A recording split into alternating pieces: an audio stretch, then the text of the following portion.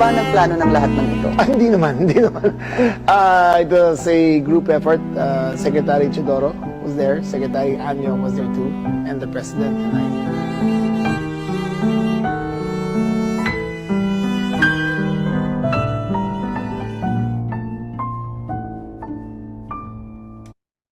Ito po ang napanood ng buong bansa at ang tanging tanong, bakit natin isinuko ang isang kapwang Pilipino? Kung ang iyong kapatid ay inuusig, ipapasa mo ba sa kamay ng iba? Kung ang iyong ama o di kaya ang iyong lolo pa, matanda na at may sakit, kinakaladkad palabas ng inyong tahanan, manunood ka ba na parang wala lang? Ganito ang nangyari ngayon. Isinuko natin si Rodrigo Roa Duterte sa dayuhan na para bang wala siyang sariling bayan, na para bang hindi na natin kayang humusga sa sarili nating tahanan. Here we are watching as a fellow Filipino, a leader, a father, a grandfather, a man who served this country is taken not by his own people, but by outsiders who claim the right to judge him. Sabi nila, batas ang dapat manaig. Tama. But whose law? Ours or theirs? Since when did the Philippines become a province of The Hague? Kung kaya nilo itong gawin sa isang dating pangulo, sino na lang ang susunod? If they can march into our house and take one of our own, what stops them from doing it again and again? To you, to me, to any of us. What protection can we guarantee our OFWs eking out a living overseas? This is bigger than Duterte. This is about our dignity as Filipinos. Ngayon pa lang ito nangyari sa buong kasaysayan ng Pilipinas. Pero paano kung mauulit? Paano kung sa susunod, ibang Pilipino naman, ang kinaladkad papalabas? The Senate will seek answers, and if there is indeed wrongdoing, we will make certain to put up safeguards so this never happens again. We are not here to fight, least of all, to fight each other. We are here to find the truth. Because a country that does not demand answers will always be at the mercy of those who dictate the questions. Ang hustisyang ipinapataw ng dayuhan ay hindi hustisya. Ito ay pang-aalipin. Ito ay pagkontrol. At mga kababayan ko, hindi tayo alipin. Tayo ay Pilipino. At kung Pilipino ka, hindi mo kailanman isusuko ang iyong kapwang Pilipino. Hindi mo isusuko ang iyong pagiging Pilipino. We call on Senator Bongo, who also has a preliminary statement.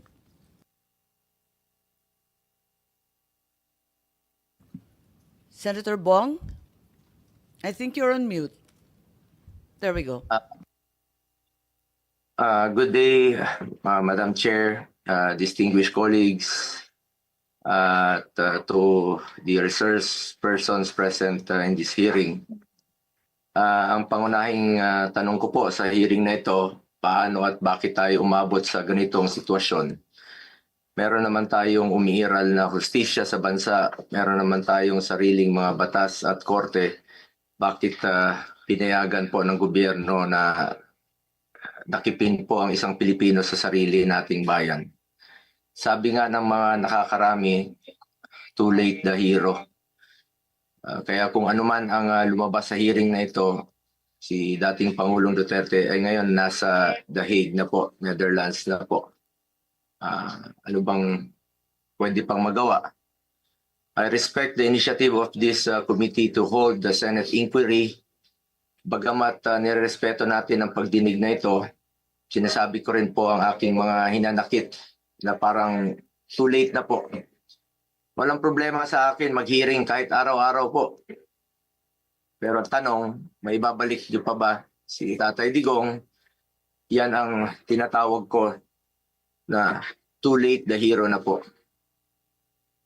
Useless lahat ng hearing na ito kung hindi na po may babalik si Tatay Digong. Kung kaya, makiusap ko lang, kung kaya niyo po siyang dalahin doon in less than 1 day, sa loob po ng 13 na oras, dapat kaya niyo rin po siyang ibalik dito sa lalong madaling panahon. Dahil nangungulila po ang Pilipino at hindi kayang tanggapin ang nangyari sa kanya. Bilang isang mambabatas, nandun ako sa NAIA nung lumapag ang eroplanong sinasakyan ni dating Pangulong Duterte. Hindi po ako pinayagang makapasok. Kasama ko po ang kanyang mga doktor dahil may scheduled medical check-up po siya sa March 12. You may check the records po. Importante masiguro ang kanyang kalusugan dahil 80 years old na po ang dating Pangulo.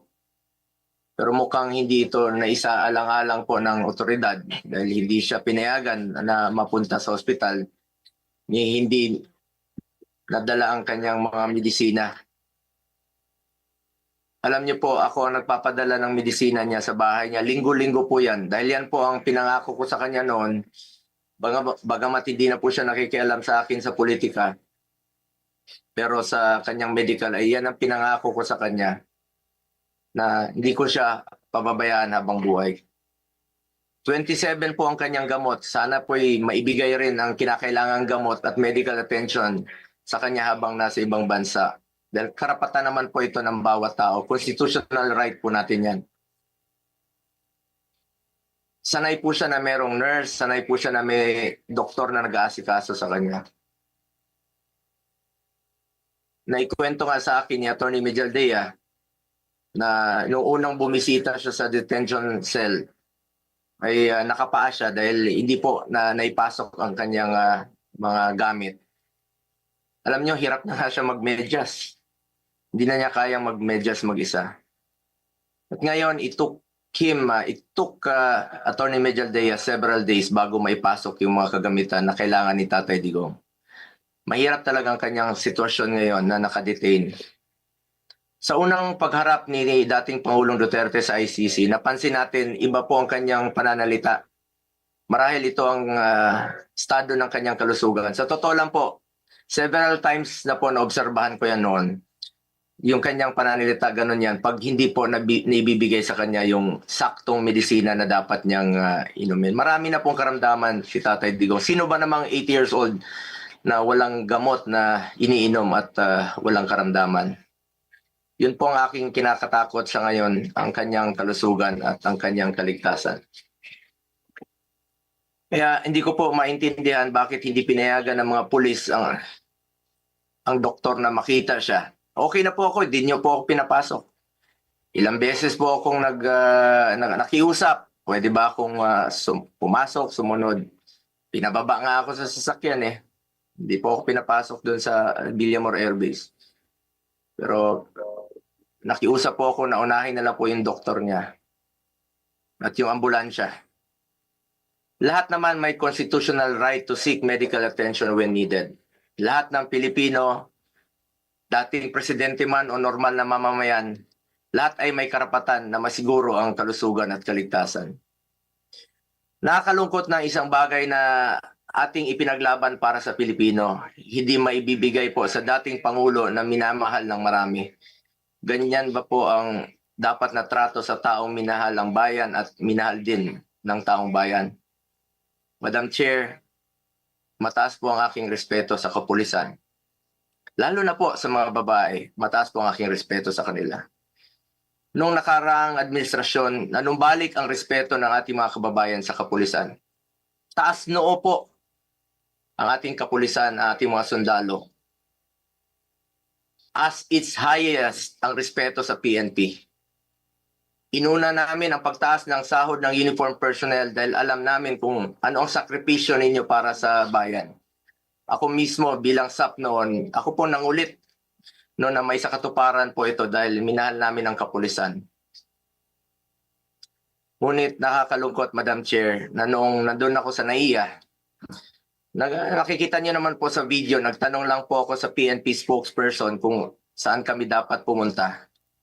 Dahil sabi ni Chief PNP Marbil sa 250 po. Nilapitan ko po ang inyong spokesperson at hindi po ako sinagot, tinakbuhan po ako. Sana naman bilang spokesperson, konting sagot lamang po. Konting respeto, sumusunod naman po kami sa batas.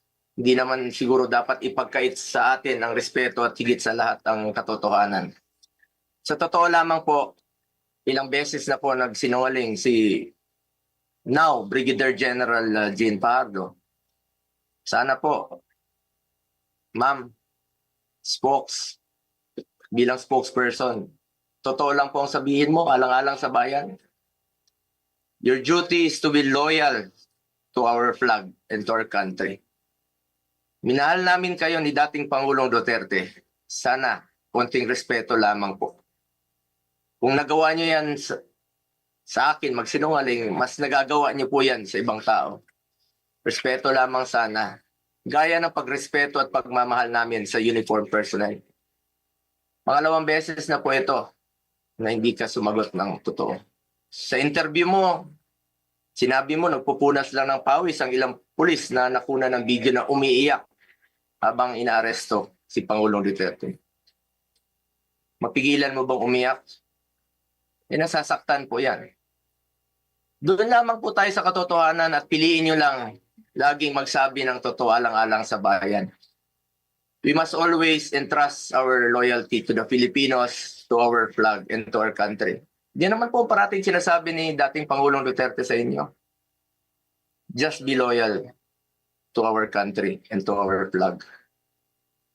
Last, gusto nating malaman kung may nalabag ba na proseso ang pamahalaan, nabigyan ba po ng due process ang Pangulo dahil kung seryoso tayo sa pagbibigay ng hustisya, unang konsiderasyon dapat ang karapatang pantao at ang pagsunod sa due process. Sa totoo lamang po, hindi na po tatakbo si Tatay Digong sa inyo. Di na niya kayang tumakas. At alam niyo po yun. Di na niya kaya kayong takbuhan. Dahil hirap na nga siya maglakad, nagsusungkod na nga lang po siya. Imbis na umunlad, bigla tayong umurong.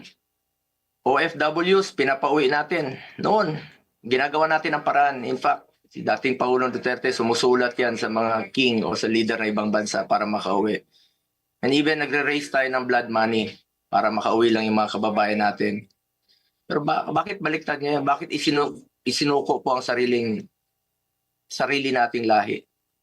Hindi ko lubusang matanggap na siya ay nililiti sa ibang bansa gayong siya ay isang Pilipino.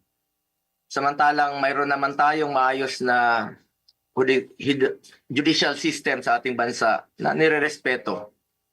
Kasarinlan yan bilang isang bansa. May sarili tayong batas, may sarili tayong proseso, may sarili tayong korte at may kakayahan tayong panagutin ang sinumang nagkakasala sa ating bayan. Madam Chair, this is now a matter of principle, justice, and humanity. Hindi ba't may sarili tayong sistema ng hustisya? Kapag may Pilipinong nagkasala, dapat tayo po ang husga. We must protect our citizens and we must stand as one.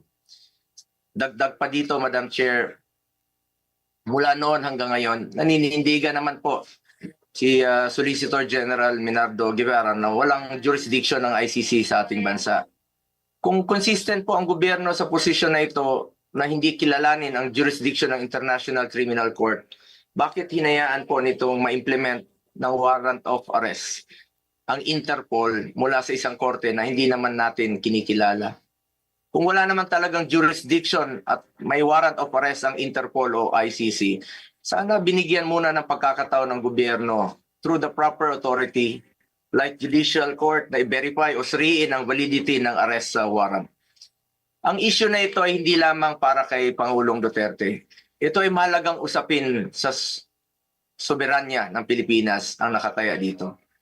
Alang-alang sa ating mga bayaning nagbuwis ng buhay upang makamit lang ang ating kalayaan. Alang-alang sa ating ngayon na patuloy na inaalagaan ang ating soberanya upang ang ating mga anak at mga anak na ang ating mga anak ay mamumuhay ng isang bansa na malaya at nirerespeto ng ibang bansa. Ang bawat Pilipino, mataas o mababa man ang katayuan sa buhay, dapat may gobyernong masasandalan na hindi siya pababayaan. Former president man o hindi, karapatan yan, lalo na po pagdating sa kanyang kalusugan, kaligtasan at buhay. Sa huli, bagamat andon si Tatay Digong na buong tapang na hinaharap ang kasong isinampa sa kanya, tulad ng kanyang paulit-ulit na ipinangako, napakasakit po sa dibdib na pagkatapos niya isakripisyo ang kanyang sarili para sa kinabukasan ng ating mga anak at ng bawat Pilipino. Ni isang Pilipino ay hindi huhusga sa kanya. Imbis na ibigay sa Pilipino ang paghusga sa mga ginawa ni dating Pangulong Duterte na paglaban sa droga at kriminalidad, sadly, hindi po ganun ang nangyari.